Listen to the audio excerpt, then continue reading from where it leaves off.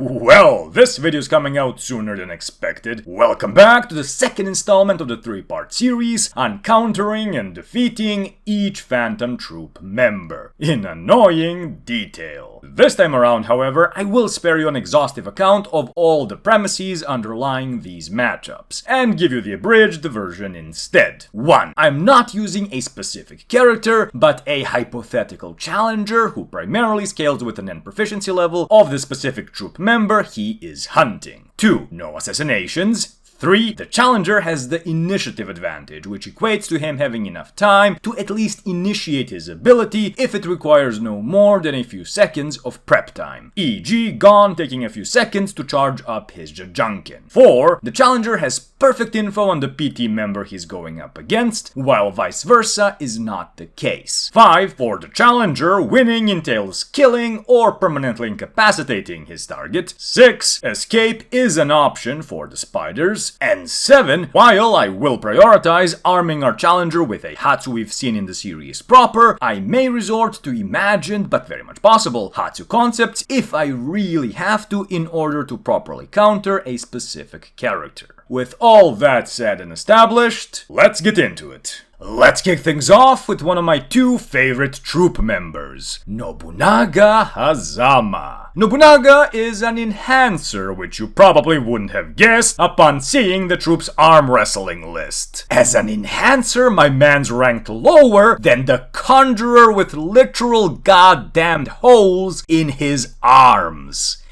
Hit the gym, my guy. No wonder Uvo would beat you senseless in an unarmed brawl. Now, while strength may not be his forte, speed definitely is. Nobu is an enhancer that enhances the sharpness and power of his sword, as well as the speed of his EI-style slashes. Unlike Uvo and Finks, who are power-type enhancers, Nobunaga is a blitzer who specializes in one-hit kill attacks. Actually, I'd say his sword-drawing technique makes him the fastest attacker in the troupe, and being the best at anything in the troupe is a top 5 series level feat. His 4-meter N paired with his super fast attack speed means that he's an excellent melee to short range attacker, with superb defensive capabilities, being able to switch between an offensive and defensive stance in an instant. By the way, Nobu was confirmed to have a significant affinity for transmutation, meaning that he's trained in it. We've never seen this transmutation proficiency on display, so I won't take it into consideration, but it's most likely a way for him to suddenly increase the reach of his sword to catch an opponent off guard after they've already gotten used to the blade's length. Imagine Gon's scissors but applied to Nobu's katana instead of Gon's fingers. So, how does one go about countering the fastest attacker in the troupe? There's quite a few ways, actually. I surprised myself with all the ideas I came up with. First of all, while Nobu did say that Arabellum's damage answerability was a bad matchup for him, I genuinely think he'd have handled him with at most moderate difficulty had it been a 1v1. Nobu's super quick and doesn't need to get into full melee range or make direct physical contact with an opponent due to being a sword wielder, meaning that this type of ability isn't as hard a counter for him as it would be for someone like Finks, as discussed in the previous installment. Next on the list is probably the only human character in the series, among those we've seen, barring Netero of course, capable of out-blitzing Nobu, namely Killua and his Whirlwind. However, since it would be unreasonable to assume our imagined challenger would have the super special Zoldyck training needed to magically be immune to the negative effects of electricity, that's not an option for us. Next would be Hisoka's Bungee Gum. With it, our hypothetical combatant would be able to attack from many different angles, quickly reposition himself, bait out slashes only to retract the gum attached to himself, and avoid the sword in the last second, and so on. However, the best way to neutralize a weapon specialist is to neutralize either the weapon or the wielder's ability to use it, and Bungee Gum can do both. Restraining Nobu's arms with Bungee Gum, while doable, wouldn't be easy, and it would depend on whether or not his sword can cut through it. However, the most creative and by far the funniest way to counter Nobu with Bungee Gum would be to, and hear me out on this, envelop Nobu's sword in it, thereby either significantly lowering or entirely neutralizing its cutting power. It'd be like putting it back in its scabbard, or a funnier mental image, it'd be like Hisoka, the party clown, giving Nobu one of those sword-shaped balloons and telling him to go play samurai in the corner. Now, Nobu himself admitted that bungee gum is a great ability, but never said it's a bad matchup against his skill set, being more than ready to fight Hisoka on multiple occasions. All in all, while I do believe bungee gum is a very good counter to Nobu's swordsmanship, that's only if it's used with the skill and imagination Hisoka does, paired with his stats. And since I do view Hisoka as being slightly above Nobu in terms of physical stats, overall Nen mastery, and strategic thinking, our hypothetical combatant would have a significantly lower chance of pulling off such a bold and precise maneuver than Hisoka would. As such, the best way to counter Nobunaga would be by attacking him with things he can't cut, for which manipulation-based abilities like Zakuro's Bloody Mary and particularly Moral's Deep Purple would be fantastic. While we haven't seen the full extent of Bloody Mary, we have seen all the insane feats Moral can accomplish with his manipulated smoke. Particularly important for us here would be his smoke soldiers. Why? Because A, Moral can shape them to look like himself, and B, it was established that N can't tell them apart from regular people, meaning that our imagined challenger could surround Nobu in a smokescreen, remember that he does have the initiative advantage, bait Nobu into a defensive stance, suddenly attack from the smoke, and as Nobu reacts to a person entering his N and slashes at them, use that moment to either disarm or incapacitate him using smoke-created tendrils. At which point, it'd be game over for the Troupe's worst resident babysitter.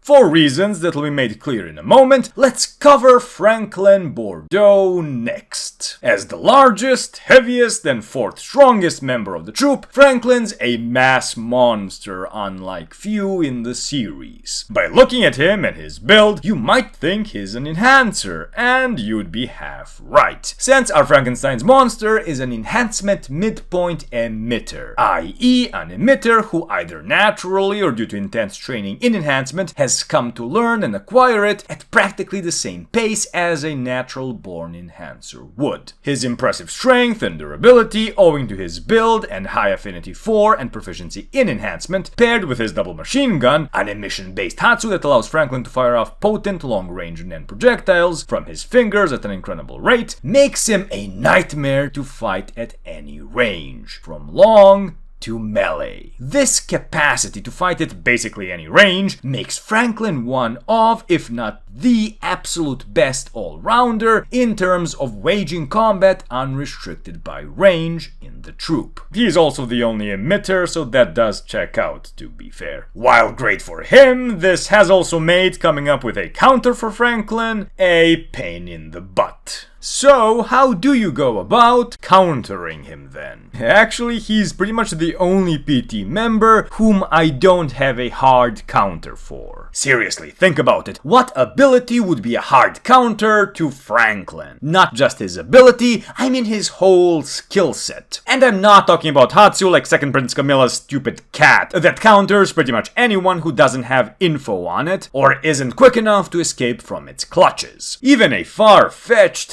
highly specific ability like a conjured mirror that reflects back any and all projectiles that hit it at the opponent wouldn't work, for example, since even if the user of such an ability undertook the necessary limitations so that the projectiles don't diminish in potency when they're reflected back, there's no way in hell Franklin doesn't just neutralize his own projectiles by simply shooting at them and not the mirror. And even if they were to hit, there's no way Franklin doesn't survive a barrage or two of his own bullets, considering his enhancement capability. So, without coming up with highly specialized or specialist abilities, since using specialization against non-specialists just feels like cheating, I think that the best matchup for this walking, talking, armored gun turret of a man is a character with an almost identical skill set to none other than Nobunaga. Why? Well, as I said, Franklin is something of a walking, talking machine gun turret. He's got enough power output to annihilate pretty much any obstacle or enemy that stands before him, has enough strength to fight in melee, can shoot down anything you may try to throw at him, and should have enough durability to survive anything but the most powerful of attacks. As such, the most optimal skill set for our hypothetical combatant would be a mix of about 70% Nobunaga and 30% Phaeton, i.e. for him to be an enhancement-based sword-wielding blitzer who specializes in speed and cutting power. The reason I say a mix between the two and not just Nobunaga is because Nobu is an EI master, specializing in one-hit kill attacks. We've never seen him fight in a prolonged duel like Phaeton has against Zazan. Don't get me wrong, I'm sure he can, but our challenger should specialize in utilizing Phaeton's style, which consists of rapid high-speed movements capable of creating after images along with many super quick attacks instead of single super powerful ones. In this way, our challenger could either dodge or parry Franklin's barrage of bullets, get in close and then just ramp up the pressure by going for Franklin's legs, eyes, groin, etc. Franklin's one glaring physical detriment is that he's not very mobile or quick. Hell, I'd even say he's among the least mobile and slowest members in the troupe, if not the slowest. I really don't see him doing the wall running and zigzag building to building jumping like some of the other members did back in Yorknew. By the way, I mean he's slow in terms of movement speed and agility. He's certainly not slow in terms of fighting speed or reflexes. As such, a death by 1,000 cuts approach may be the best way to take down our resident spray and pray aficionado.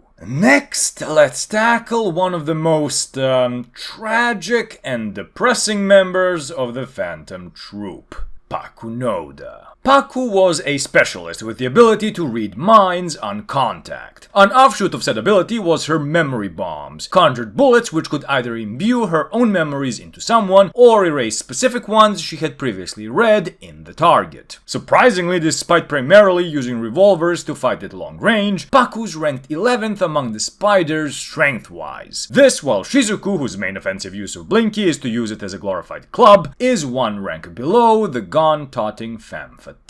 Despite being so low, since this is the troupe we're talking about, Paku's level of strength should be enough to match, if not even overpower, the good majority of both unlicensed and licensed hunters. However, unfortunately for Paku, her imagined opponent is someone on her level of proficiency and nen mastery.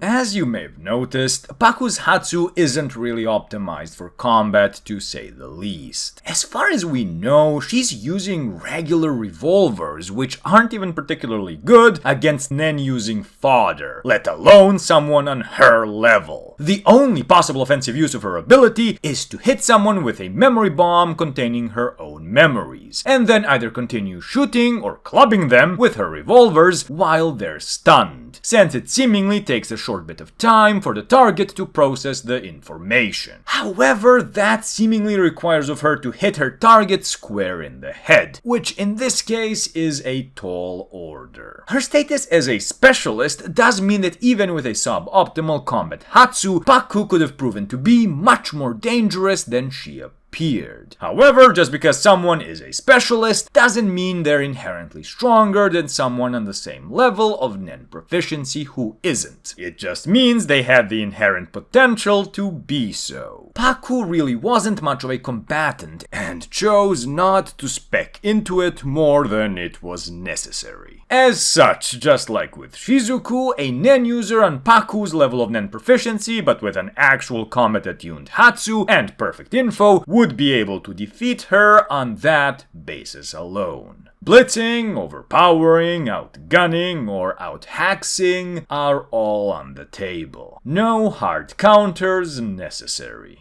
Next, let's tackle a man so strong he can defeat an enhancer in arm wrestling while missing a solid 20% of his arm's muscle mass. Bonolenov and Hisoka. As stated, despite missing a good chunk, or rather chunks, of his muscle mass, Bono is nonetheless ranked 8th in pure strength among the Phantom Troupe, which is incredibly impressive considering the man looks like he weighs less than Machi on a cleansing diet. As far as his category is concerned, Bono is a conjurer with a sound facilitated ability named Battle Cantabile. So far, we've seen 3 applications of it. The first is Battle Cantabile Prologue, which arms Bono with a bidental spear, as well as a set of armor inspired by his tribe's war attire. Now, while it does look badass, the offensive capability of the spear is, subpar. This gremlin-looking mofo, who the Hunterpedia has listed under the name of Gun-Toting Ant, took Bono's spear head-on, taking literally 0 damage from it. Compare this to Fink's absolutely overkilling the much bulkier Gorilla Ant. This makes sense, since when Izunavi was teaching Nen to Kurapika and spoke about conjuration, he stated that unlike enhancement, which has a balance of both offense and defense, conjurers often excel at either one or the other. Therefore, choosing to conjure both a weapon and armor at once means that Bono can't really excel at either. The fact that he seemingly can't maintain it for too long also doesn't help, as he dispelled it as soon as he landed the first hit on the Gun-Toting Ant. His next and most powerful combat ability we've seen is his Battle Cantabile Jupiter. After a prolonged and elaborate dance, Bono conjures a sphere in the shape of the planet Jupiter around him and moves with it, apparently at the speed of sound, to crush his opponents. As far as we know, this is Bono's trump card and most powerful attack. Finally, despite its name, we have the non-combat oriented Battle Cantabile Metamorphosin, which allows Bono to transform into anyone he's ever spoken with the duration of the transformation scaling with the amount of time he's spent with that person, which is incredibly flexible and nifty to have. So, how does one go about countering Bonolenov? Well, if you know what to expect, it's genuinely not that difficult. All you have to do is disrupt his movements so he can't make the appropriate melody or rhythm with the holes in his body needed to use his various abilities. This is especially true of Jupiter, since it takes a long time to rev up. Now, Bono's fighting prowess should not be underestimated. Unlike someone like Paku, Bono is a fighter with multiple combat-attuned Hatsu. While it's safe to assume both Lynch and Zakuro are below Shadow Beast level and therefore absolute fodder for the Troupe, Bono, while disguised as Hisoka, one-punch manned Lynch so quickly neither she nor Zakuro could see it, let alone react to it. Plus, his aura was intense enough to scare Zakuro senseless and make him think Bono genuinely was Hisoka. While he may not at all be a slouch in hand-to-hand combat, he is a conjurer with a less than optimal proficiency in enhancement, which means that without the use of his Hatsu, he'd be at a disadvantage against opponents on his level. As I said, if you know what to expect, there are numerous ways you could counter him. Blast him with emitted projectiles to disrupt his movements and rhythm, attack him with multiple Nen beasts or manipulated objects, blitz him if you're an enhancer, and so on. In any of these cases, our hypothetical combatant would, depending on his category and kit, always at least be on the level of Bonolenov in terms of pure physical stats and combat prowess. Meaning that as long as he can keep Bono from using his abilities, or at least Jupiter, since as I said Prologue is rather unimpressive, our challenger wrecks Bono with at most moderate difficulty. With that said, I did come up with a few Hatsu that would be particularly hard counters against Bonolenov. The first are Machi's threads. As soon as Bono started his dance routine, she could in her threads and just let him tangle himself up in them, as he was doing his jig. Pull on them when he was sufficiently tangled up, and then just reel him in. Next, an even better version of the same principle would be Hisoka's bungee gum. Same thing. In the gum and use it to either tangle Bono up and or plug his holes, so he can't produce any sound whatsoever. Bonolenov even approached Scrollo on the Black Whale, asking to team up specifically because he was worried about facing Hisoka's bungee gum. Now, while our hypothetical challenger wouldn't have Hisoka's physical stats, Nen output, or mastery of bungee gum, with perfect info and the initiative advantage, he really doesn't need to. Let's keep this train going! Sayu's Unseen Hatsu 3 Monkeys could potentially be an amazing counter as well. Hitting an enemy with the monkeys allows Sayu to take away their sight, speech, and most importantly in this case, hearing. Sayu says that it usually takes for an opponent to lose all three in order for their mental fortitude to fail and make them unable to focus enough to maintain their Hatsu. However, losing his hearing may be by itself enough to disrupt Bono's flow and rhythm, making him unable to dance precisely enough to conjure his battle cantabile. This is supposing he needs to create a specific tune or melody to activate a specific version of battle cantabile. If that is the case, then another Nen user with a sound-based ability could serve to counter him, since they would have the initiative advantage. Think melody disrupting his rhythm with her melody, for example. Though that is a bit of a stretch at this point. All in all, there are quite a few ways to counter Bonolenov, as you can see, so feel free to take your pick. Now, if things do start to go poorly for him, I do see Bono attempting to escape by using Metamorphosin. However, that's pretty much only possible if the fight is happening in a very loud and crowded area, since Bono does need to dance and create a melody in order to transform, which isn't exactly subtle. However, even in that scenario, Hisoka's bungee gum or Marchie's threads, particularly if paired with In, would work great as a way of making sure Bono doesn't get far. This is especially the case since I doubt Bono can utilize any of his other abilities while transformed, since all his holds are covered while he is in the guise of another. Finally, the last character we're covering is none other than the Magician of Death himself, Hisoka Moro. Now, I really don't want to spend the next 3 minutes glazing Hisoka, so I'll try to keep this section in under a minute. Hisoka is, in my humble opinion, the most rounded out combatant in the troupe. He's ranked 3rd in strength, being ranked higher than Franklin with his freakishly oversized hands, meant for popping heads. He's one of the fastest characters in the troupe, and is perhaps the most flexible and agile character in the whole damn series. Nobunaga described his perception as monstrous. He is cunning and creative enough to immediately think up of counters for his opponent's abilities, and his intellect is sharp enough to follow Crollo's chapter-long explanation of his damned abilities. This is to not even get into how insanely versatile his bungee gum is. I've talked plenty about it in this video already. I'll just say that while Crollo was prepared to face and stall 2 Zoldycks at once, he took his sweet time coming up with the perfect strategy for taking down Hisoka. And the clown even survived that. Like, come on, dude's harder to get rid of than gum in your hair. Even now on the Black Whale, Crollo has prepared himself in case he faces Hisoka and dies. Meaning that even with his repertoire of abilities and full knowledge of Hisoka's own, he is still not sure he can actually take on the Murder Magician.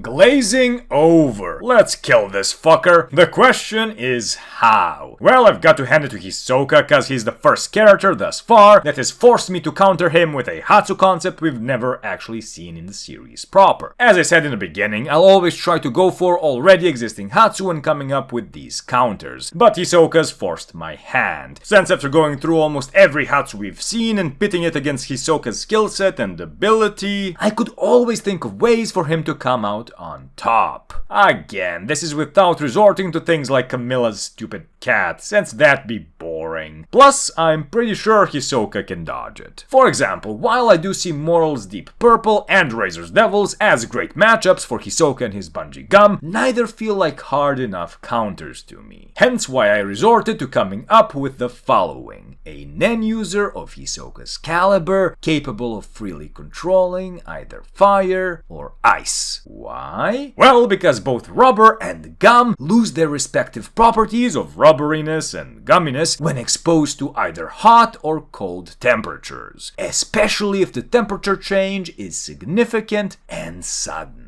Now, the particularly overthinking ones amongst you may have considered the following. But would that actually work? Hisoka doesn't conjure actual rubber and or gum. His aura is merely transmuted in such a way to mimic their properties. Does his bungee gum act as rubber and gum would in general, or just for the purposes of his Hatsu? Well, the precedents on that are unclear. During Gon's and Genthru's fight, Gon poured flammable oil on him, which meant that Genthru could no longer use his transmutation-based Little Flower, or else risk setting himself ablaze. This points to the fact that as a baseline, transmuted substances exhibit physical properties akin to the real substance they mimic, since in order to transmute them in the first place, a NAN-user would have to be extremely familiar with and have an excellent intuitive understanding of the general properties of the substance their aura mimics. An exception to this would be Moral's own smoke, since regardless whether it was conjured or transmuted, it was able to form underwater, which really shouldn't be possible. Even stranger than this, his smoke can also be made to be harder than steel, while retaining its smoky quality and appearance. I'm assuming this pseudo-solidification has something to do with him taking deliberate steps and limitations to allow his smoke to change properties like that, stemming from the fact that as a sea hunter, he has to be prepared to venture underwater, in case of rescuing people from a shipwreck or subduing an underwater leviathan. All in all, I believe that Genthru's example points towards transmuted substances acting as their actual counterparts would, unless appropriate limitations are taken to make them exhibit additional properties. To get back on track, while either fire or ice could work, I'll say our hypothetical challenger will be equipped with a fire-based Hatsu, since we've seen multiple fire-based abilities while we've never seen any ice ones as far as I can remember. Essentially, I'd like you to imagine a firebender from Avatar. That's pretty much what I'm going for here. He'll need a conjured suit that makes him highly resistant to the fire his aura mimics, but that also allows him full range of motion, which shouldn't be a problem thanks to transmuters having an 80% proficiency in conjuration. The Hatsu can be called the overheater and functions so that more our imagined challenger uses it, the hotter the flames become, with there being a threshold at which point his suit overloads and forces a cooldown period during which the user is barred from generating even a spark. Now we can set our challenger as being slightly weaker but also slightly faster than Hisoka, since while Hisoka is super quick, I don't believe his speed is quite at a level where it's entirely unreasonable for someone on his level of proficiency and mastery to be slightly quicker than him. With an initiative advantage, this means our challenger will go in guns blazing, with his Hatsu ignited. Hisoka would notice him quickly and activate his ability only for him to quickly notice that his bungee gum is acting strange. He'd of course quickly realize what was happening, however, being slightly faster than him, our imagined challenger would not allow Hisoka the slightest reprieve. No, he'd be sure to always stay in melee range, so that even if Hisoka tries to use bungee gum to retreat and gain some ground, the heat generated by the overheater would render bungee gum all but unusable. As such, Hisoka would then be fighting someone on his level of combat prowess, basically Hatsu-less. And in that specific scenario, I feel comfortable giving our challenger the definitive win. And that's 2 out of 3 done. At the rate this is going, I'm worried the third installment will be over half an hour long. Speaking of, just like last time, if you got any additional ideas on how to counter the PT members I mentioned here, or have ideas for the last batch of spiders, do feel free to share. By the way, there's one non-canonical character I didn't mention who would potentially be an excellent counter to Nobunaga, but I didn't have time and didn't want it to look like I was bullying the guy. If you guess him first, you get a pin. With that said, first and foremost, I'd like to thank Amaswamy, Tom Gnome, Augustin, Nassan, and XGen8 for going the extra mile in supporting the channel. As always, thank you very much for watching, your feedback is always appreciated, subscribe if you like more content like this, and I'll see you in the next one.